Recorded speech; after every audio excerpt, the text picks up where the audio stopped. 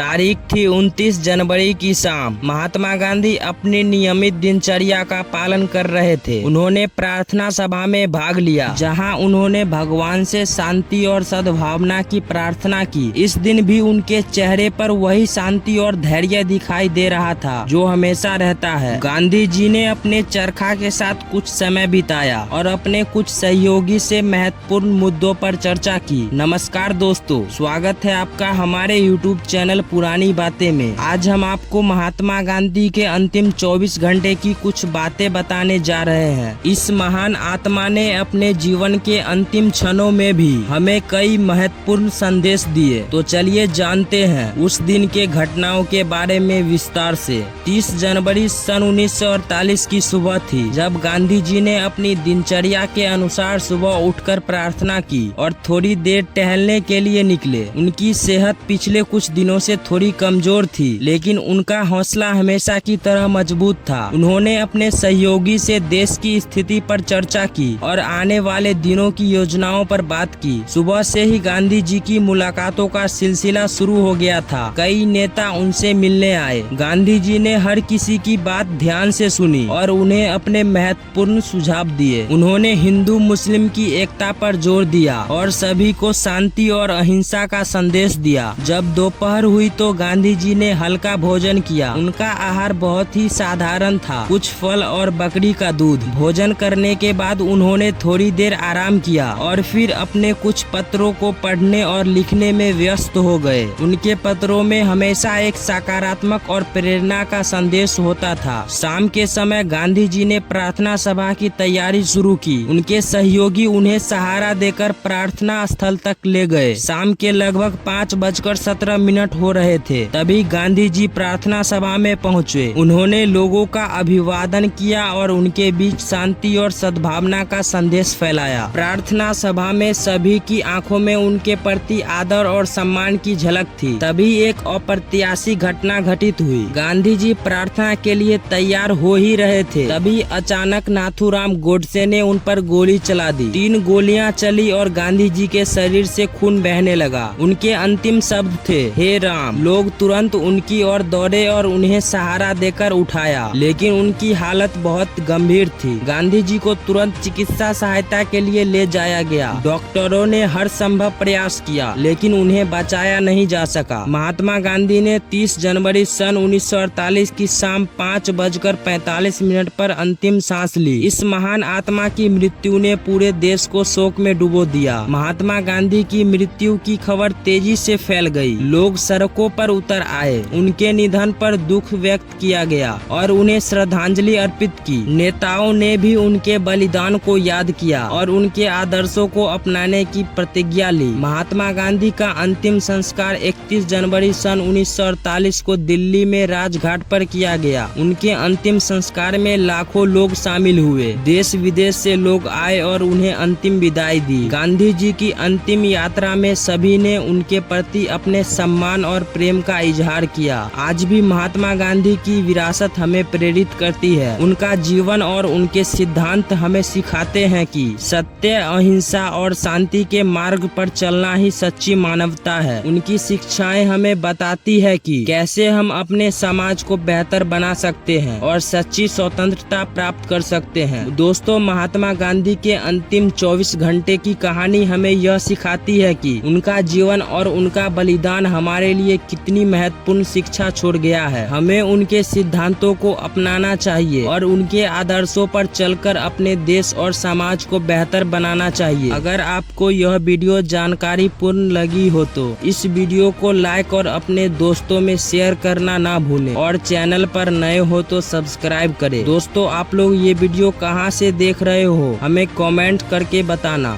Jai Hind, Jai Bharat.